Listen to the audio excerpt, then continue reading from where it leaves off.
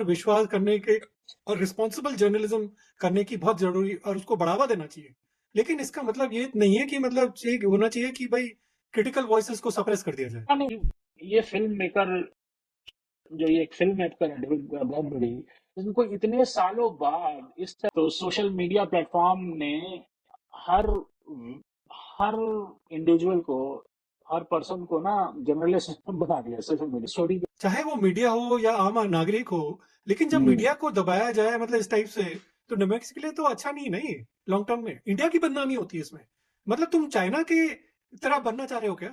और ये बेसिकली ये भी दर्शाता है कि इस तरह से गवर्नमेंट जो है अथॉरिटेरियन और इनसेंसिटिव होती जा रही है ना। मतलब नमस्कार दोस्तों, स्वागत है आप सबका। नमस्कार।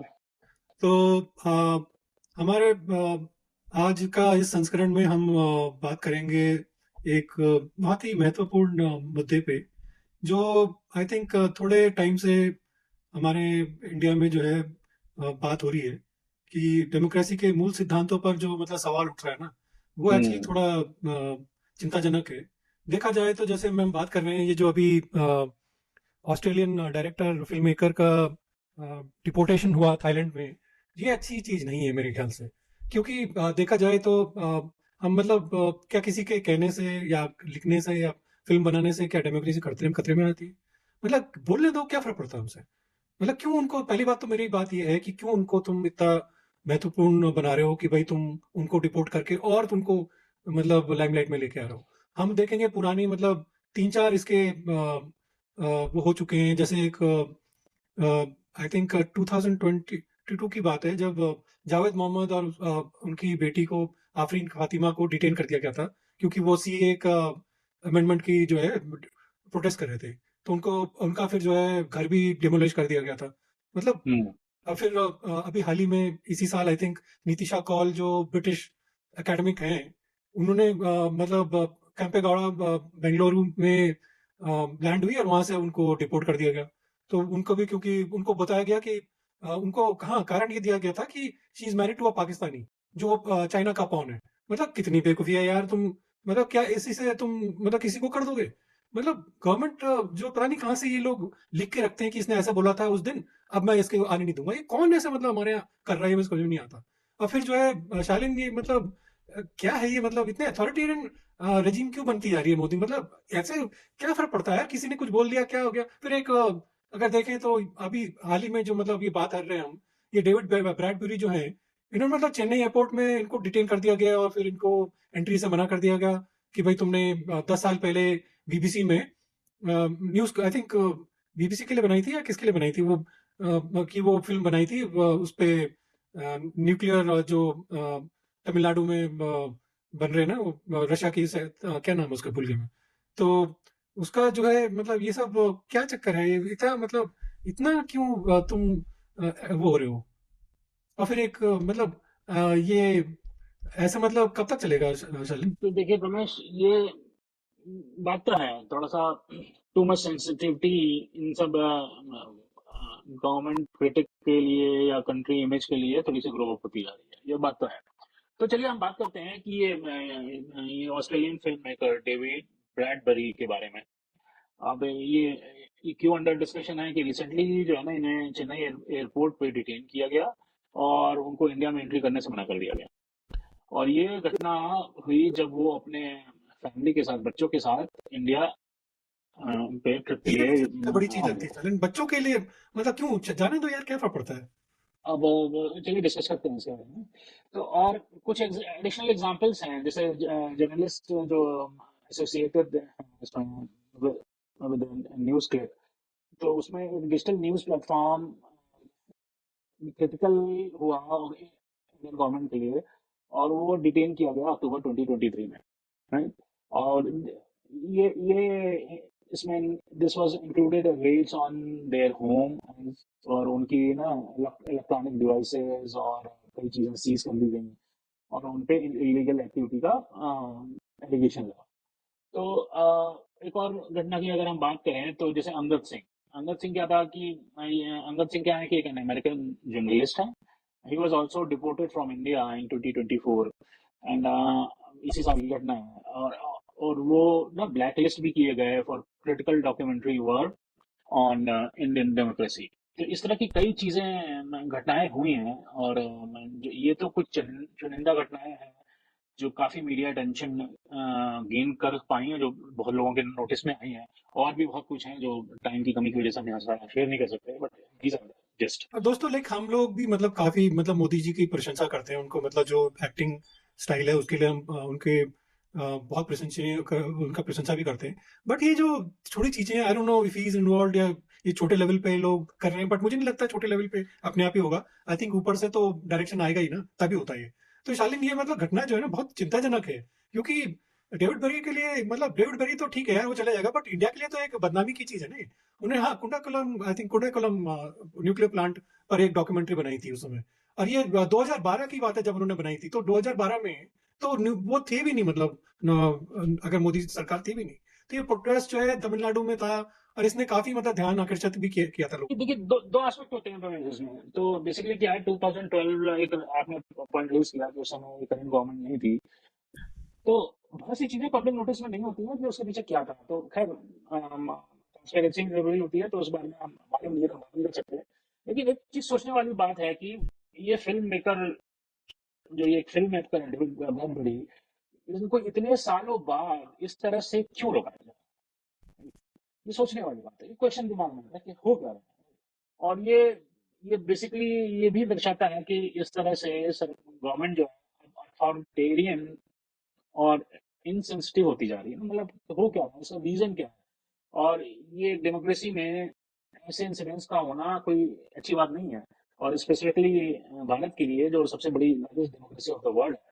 तो मुझे जो लगता है यहाँ पे प्रमेश की कुछ ऐसी चीजें हो सकती हैं, बेनिफिट ऑफ डाउट वाले एंगल पे भी सोचने की कोशिश कर रहा हूँ, जो हमें नहीं मालूम है। तो अगेन क्वेश्चन बैक जाता है गवर्नमेंट पे कि भाई ट्रांसपेरेंसी क्यों नहीं है?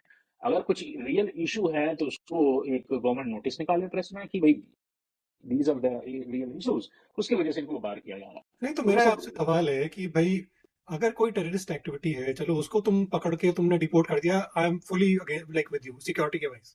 बाकी नहीं तो सिक्योरिटी नहीं है, किसी ने बोल दिया, किसी ने लिख दिया, किसी ने कुछ डॉक्यूमेंट्री बनी थी, उससे इंडिया को क्या फर्क पड़ने वाला है बताइए आप मुझे। हाँ, तो ट्रांसपेरेंसी का इशू है ना, that's what I am raising question कि भाई है क्या, रियल स्टोरी क्या है, वो तो बताइए, मतलब सरकार को बोलना चाहिए। डेमोक्रेसी का मतलब ही ये होता है ना कि कोई भी व्यक्ति को अपनी बात कहने की आजादी हो, चाहे वो मीडिया हो या आम नागरिक हो। लेकिन जब हम्म। मीडिया को दबाया जाए मतलब इस टाइप से, तो डेमोक्रेसी के लिए तो अच्छा नहीं नहीं लॉन्ग टर्म में इंडिया की बदनामी होती है इसमें। मतलब तुम चाइना के तरह बनना चाह रहे हो क्या? जहां पे चाइना को तो मतलब ठीक है चाइना करता है ऐसी चीजें, तुम चाइना बनना चाहते हो? मैं सारे देश करते हैं, ऐसे चाइना ही नहीं। नहीं मतलब लेकिन चाइना ज्यादा करता है ना, तो तुम चाइना हाँ, बनना चाइना चाहते भी हो क्या? ज्यादा। इंडिया अलग है, इंडिया को अलग रहने दो, मेरा ये मतलब। तो मेरा क्वेश्चन है, और मुझे बार बार ये लगता है ट्रांसपेरेंसी का इशू है। लेकिन इस घटना से ना एक और क्वेश्चन उठते हैं रमेश, कि क्या गवर्नमेंट किसी भी तरह की आलोचना से इतनी ज्यादा सेंसिटिव होती जा रही है कि वो सुन ही नहीं सकती है?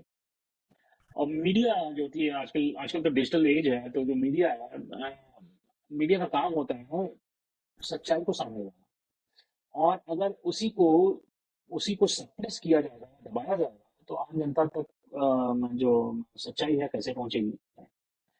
तो ये सब क्वेश्चन है। और इस डिजिटल एज में मीडिया भी एक उनकी एक रिस्पॉन्सिबिलिटी होती है कि कुछ अपनी अपनी बाउंड्रीज को अंडरस्टैंड करें, और उस बाउंड्रीज में को एक्नॉलेज करते हुए एक्ट करें।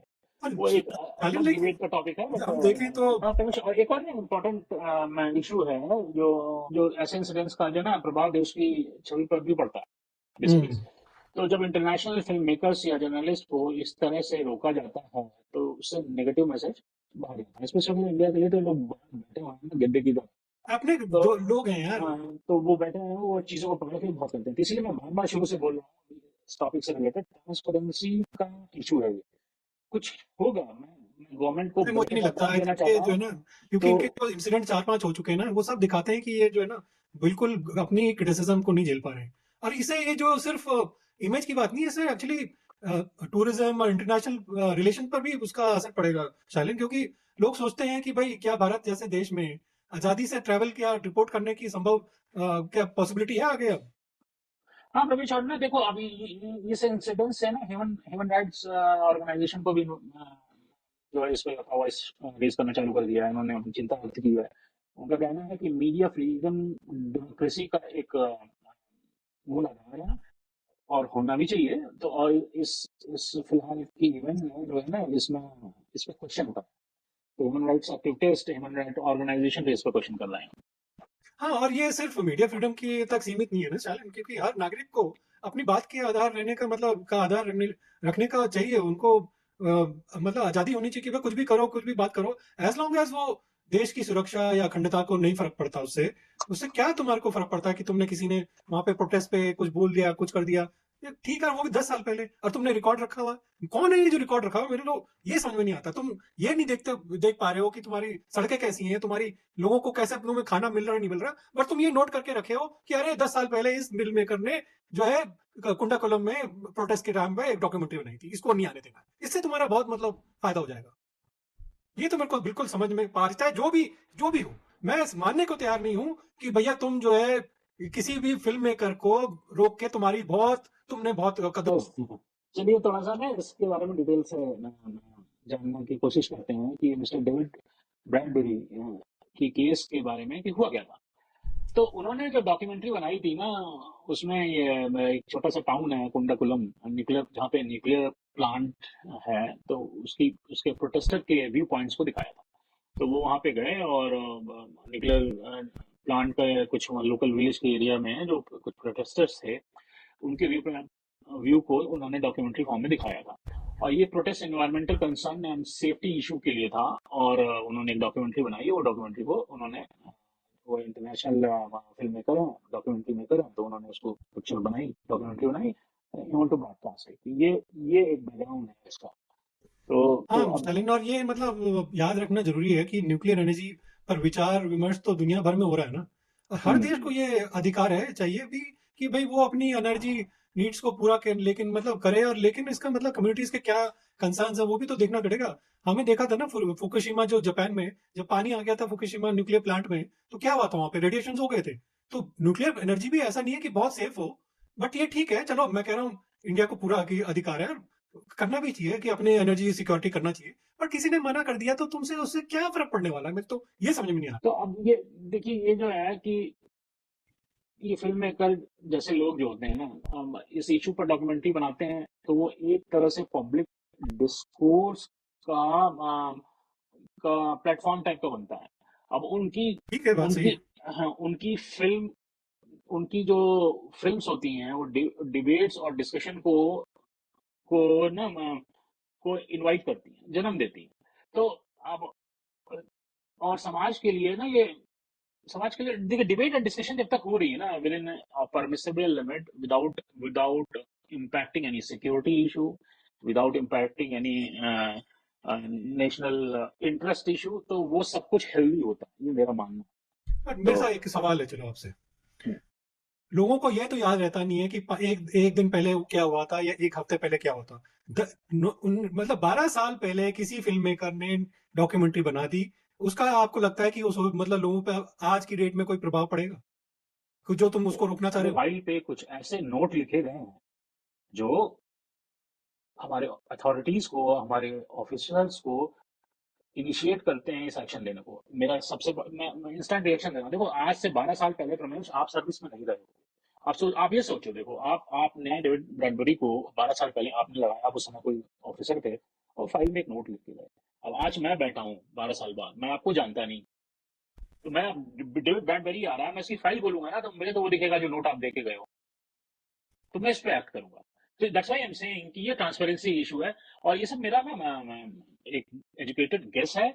और उसके बारे में मैं बार बार ये कह रहा हूँ कि गवर्नमेंट की ट्रांसपेरेंसी का इशू है, गवर्नमेंट को वोकल होना मैं चाहिए वेन मानता हूँ, वी। अच्छा ठीक है, चलो आपकी बात मानता हूँ। मैं कह रहा हूँ किसी ने नोट लिख दिया, ये किसी ने भी तो बोला होगा कि तुम नोट लिख के ऐसे लोगों को रोको। ये तो ऊपर से आया होगा ना डायरेक्शन। तो आज की डेट में ये चेंज क्यों नहीं हो रहा है? तो मतलब वही किसी तो का बात कह रहा हूँ ना कि ट्रांसपेरेंसी का इशू है, उसको बोलना चाहिए, वही कह रहा ट्रांसपेरेंट। हूँ। तो खैर चलिए, वो तो अलग बात है, वो उसके पीछे क्या है, हो सकता है कुछ ऐसी चीजें हों जो पब्लिक में नहीं आ सकती, कुछ आई डोंट नो। अच्छा, फिल्म क्या होती है? एक क्रिएटिव अपने विचार विमर्श रखने के लिए क्रिएटिव जरिया है ना। तो अगर तुम किसी को मना कर रहे हो तो तुम उसकी क्रिएटिविटी को तो मना कर रहे हो। ठीक है, वो इंडिया के खिलाफ है, मैं कह रहा हूँ, मैं तो इंडिया के हक में बोलता हूँ हर चीज के लिए। बट मैं कह रहा हूँ हम्म। कि अगर किसी ने बना भी दिया तो इंडिया को उसके क्या बहुत फर्क पड़ने वाला है? मत सुनो उसकी बात, तुम मतलब क्या फर्क पड़ता है उससे? ठीक है, कोई मतलब पचासों चीजें लोग बोलते हैं, मत करो ना। तुम कहते राहुल गांधी ने भी तो झूठ बोला था, खटाखट ये कर देंगे, तुम उसको तो कुछ नहीं कर पाए। तो यहाँ पे तुम मतलब तुम बड़ा अपना मतलब तीतर बन रहे हो कि भैया एक ऑस्ट्रेलियन फिल्म मेकर को मैंने डिपोर्ट करा दिया, इससे तुम्हें मतलब बहुत उपलब्धि मिल जाएगी तुम। पता नहीं प्रमेश, उसके बारे में मैं क्या बोलूं, क्योंकि वो पूरी नॉलेज है नहीं, तो ट्रांसपेरेंटी का इश्यूज पर मैं वही पार करना चाहता हूँ। वैसे एक और एस्पेक्ट है जो यहाँ हम डिस्कस कर सकते हैं प्रमेश, कि वो आजकल टेक्नोलॉजी ने मीडिया लैंडस्केप को इतना बदल दिया है। तो सोशल मीडिया प्लेटफॉर्म ने हर हर इंडिविजुअल को, हर पर्सन को ना जर्नलिस्ट बना दिया सोशल मीडिया प्लेटफॉर्म, जो है न्यूज कवरेज करने लगा। और उसके साथ में ना वो, इसका क्या होता है, साइड एस्पेक्ट क्या है कि फेक न्यूज और मिस इन्फॉर्मेशन का रिस्क भी बहुत ज्यादा बढ़ गया है। तो ये ये तो भी है। एक चैलेंज है। नहीं, ये तो है, पर इसलिए जरूरी हो जाता है ना कि क्रेडिबल सोर्सेज पर विश्वास करने के और रिस्पॉन्सिबल जर्नलिज्म करने की बहुत जरूरी, और उसको बढ़ावा देना चाहिए। लेकिन इसका मतलब ये नहीं है कि मतलब चाहिए होना चाहिए कि भाई क्रिटिकल वॉइसेस को सप्रेस कर दिया जाए। नहीं, बात तो सही है। अभी agree with this Ramesh, fully agree. तो हमारे व्यूअर्स के लिए तो ये कहना चाहता हूँ कि अगर आपको लगता है कि कोई इशू इम्पोर्टेंट है और उस पर रिसर्च करना चाहिए, तो और तो क्रेडिबल सोर्सेज जो होते हैं न्यूज़ के या इंफॉर्मेशन के, उस पर रिलाई करें और उस सोर्स को यूज करते हुए अपने नॉलेज गेन करें और अपनी अपनी आवाज उठाएं। सोशल मीडिया प्लेटफॉर्म है, आप कहीं भी उसको रेज कर सकते हैं और आवाज सुनी जाती है। और डेमोक्रेसी तभी स्ट्रांग होती है जब आप और हर नागरिक अपनी जो जागरूक हो और अपनी आवाज उठाने के लिए फ्री हो, तभी डेमोक्रेसी स्ट्रांग होती है। तो ये मैं अब थोड़ी चीज शालीन ये है ना कि मैं तो पूरा सपोर्टर हूँ कि भाई कुछ भी लोगों को बोलने की आजादी होनी चाहिए। भाई हम्म, बोलने से कुछ नहीं होता है, ठीक है, बोलने दो लोगों को, एज लॉन्ग एज वो जो है इंडिया की अखंडता और संप्रभुता को नहीं फर्क पड़ता, या किसी से किसी राइट्स या कुछ प्रॉब्लम ना हो जाए उससे बोलने से, वो सब अलग नहीं है। अगर किसी के बोलने से बाकी किसी को कुछ नहीं फर्क पड़ता, और इन सब चीजों को अगर कोई क्रिटिसाइज कर भी रहा है तो उससे कोई मतलब इतना बड़ी वो नहीं होनी चाहिए। बट खैर जो भी है, हमने मतलब डिस्कस किया आज ये तो, एक मतलब फिल्म मेकर का वो कर दिया, और उसको अभी वो क्या रोक जाएगा अपना उसको, मतलब तुमने डिपोर्ट करके, वो तो है नहीं कि इंडिया के लिए वो तो और बढ़ चढ़ के फिर नेगेटिव बोलेगा। हाँ रमेश, ये सब चीजें तो हैं। तो मतलब आदमी को या किसी संस्थान को या गवर्नमेंट को थोड़ा सा सोच समझ कर के एक्ट करना चाहिए। और ये सब इम्पोर्टेंट पॉइंट्स हमने यहाँ पे डिस्कस किए, कवर किए अपने डिस्कशन के दौरान। और इसमें क्या है कि अब हम लोग नेक्स्ट टॉपिक में नए मुद्दे को लेकर वापस आएंगे। और जो उस पर हम अपनी रिसर्च करते हैं और अपने व्यूअर्स के सामने शेयर करते हैं, तो उस तरीके से हम वापस आएंगे और हम अपने विचार नए टॉपिक पे कुछ ना कुछ नई नई रिसर्च करते हुए हम आएंगे और आपके साथ शेयर करेंगे। चलिए आज इतना ही तो, अपना ख्याल रखें और हमारा पॉडकास्ट सुनते रहें। और तब तक जो है सच्चाई से जुड़े रहें और आज संवाद करते रहें। धन्यवाद, नमस्कार।